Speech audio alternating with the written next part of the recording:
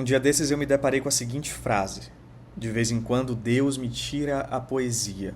Olho pedra, vejo pedra mesmo. Da Adélia Prado. E ela ficou martelando na minha cabeça porque é exatamente isso. Às vezes a vida arranca da gente o encanto, o brilho, a metáfora. Não tem mágica, não tem filtro, não tem fé, não tem religião. É só a pedra dura diante do que a gente está vendo. E é no silêncio seco de quando a poesia some que a gente descobre quem realmente é. Nada aqui é uma verdade absoluta, são apenas reflexos das minhas observações. Alguns pensamentos até fazem sentido, outros são só delírios. Delírios criativos. Tem dias que nada vai vestir a roupa da poesia. O sol vai nascer, mas não vai inspirar. A rotina vai ficar pesada, como se tivesse chumbo, aquele gás tóxico no ar. Você olha para o espelho e não vê metáfora alguma, só olheiras mesmo.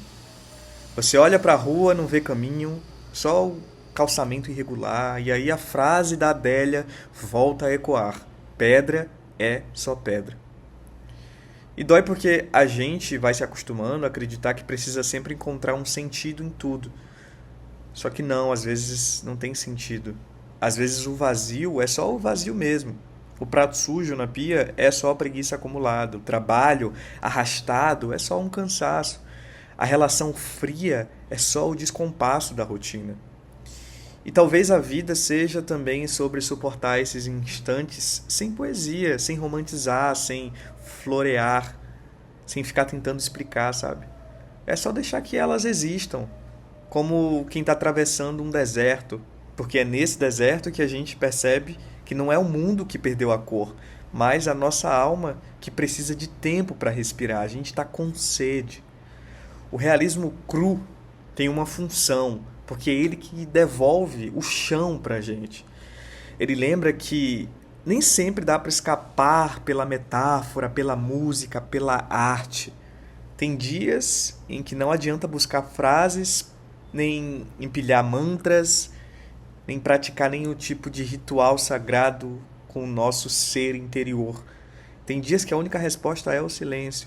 E é nesse silêncio que a gente aprende a se reconhecer. Porque quando a poesia some, quando tudo parece pedra, talvez seja justamente aí que começa a construção da nossa própria percepção da realidade, da nossa própria voz. A vida não é e está longe de ser uma sucessão de metáforas. Nem sempre existe sentido escondido atrás das coisas. Nem sempre existe a dor que ensina. Nem sempre a queda é uma lição, o punitivismo. Nem sempre o vazio é um processo de evolução. Às vezes é só dor, queda, vazio, silêncio. A gente pode até ter sido educado a acreditar que cada acontecimento carrega uma razão profunda, que se algo ruim acontece é porque o universo está, entre aspas, testando a gente, que se alguém abandona é porque não era para ser. Esse tipo de pensamento até alivia, eu sei que alivia, mas também pode criar uma prisão, porque a realidade é que muitas vezes nada disso faz sentido. Muitas vezes é apenas o mundo sendo indiferente. Albert Camus, um dos autores, escritores que eu gosto bastante das obras, chamava isso de absurdo.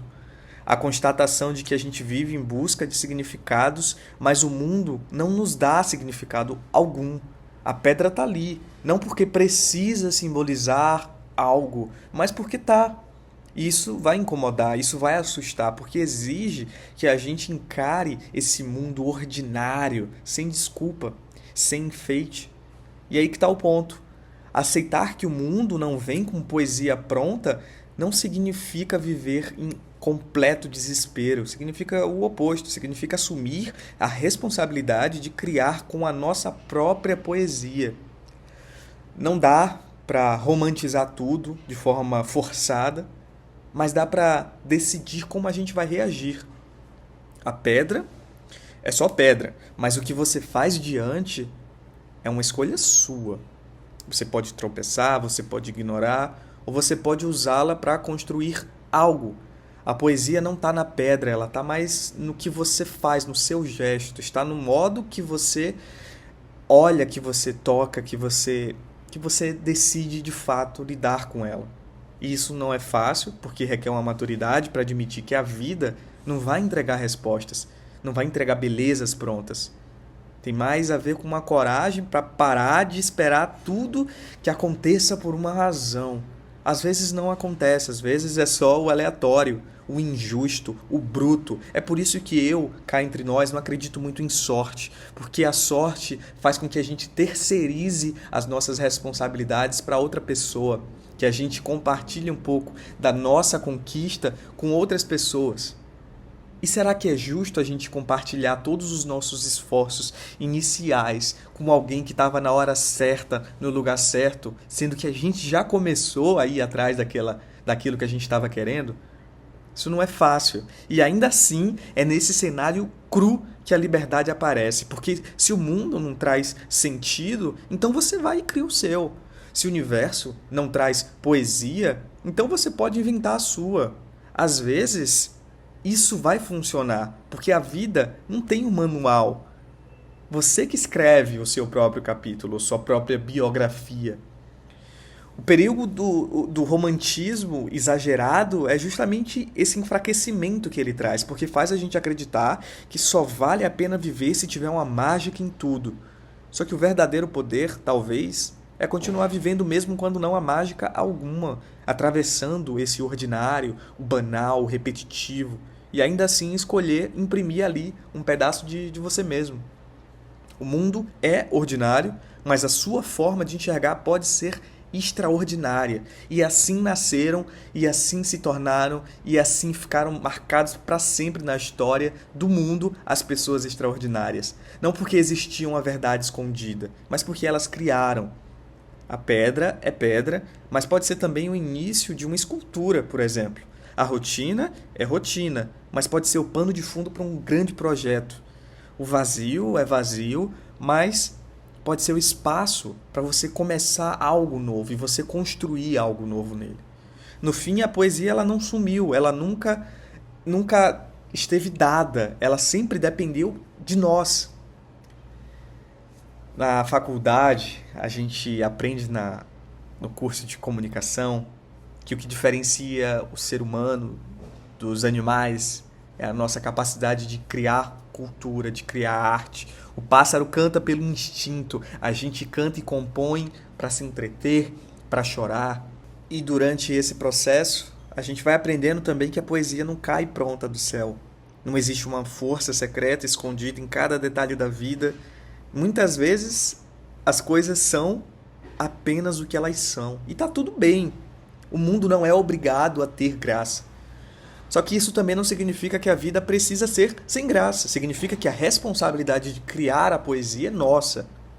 É você quem decide se uma manhã qualquer vai ser apenas uma repetição automática ou se vai ser espaço para algo novo. Ler um livro antes de dormir é poesia, fazer o café do jeito que você gosta é poesia, abraçar quem você ama, ser gentil com quem cruza teu caminho, se dedicar a uma tarefa com atenção, até mesmo dar bom dia para um desconhecido que talvez nem vai te responder se você for morador de São Paulo. Tudo isso é poesia. Não porque o mundo colocou ali um brilho escondido, mas porque você colocou. A gente precisa parar de esperar que a vida seja extraordinária o tempo todo, porque isso é ilusão, isso é uma cobrança que vai gerar uma frustração muito grande. O extraordinário nasce do ordinário quando você escolhe agir. Quando você olha a pedra, aceita que é pedra, mas decide dar a ela algum significado. Nem que seja o de simplesmente existir diante dela. Não espere que a poesia da vida, como quem espera um presente, faça a sua poesia. Faça com gestos simples, com escolhas conscientes, com o jeito que você decide ocupar o mundo. Porque viver não é encontrar metáforas escondidas. Viver é colocar a poesia onde antes não havia nada. E aí, no fim das contas, a frase da Adélia Prado ganha uma outra camada. De vez em quando Deus me tira a poesia. Olho pedra, vejo pedra mesmo. Sim, às vezes a poesia desaparece. Mas é justamente aí que você descobre que a poesia nunca esteve na pedra, ela sempre esteve em você. Ela sempre esteve no seu olhar. Às vezes a poesia vai nascer do seu repertório, do que você sente, do que você vê, do que você acredita. E é nesse ponto que você precisa investir e criar em você mesmo. Então a pergunta de hoje é: o que você faz quando a poesia desaparece?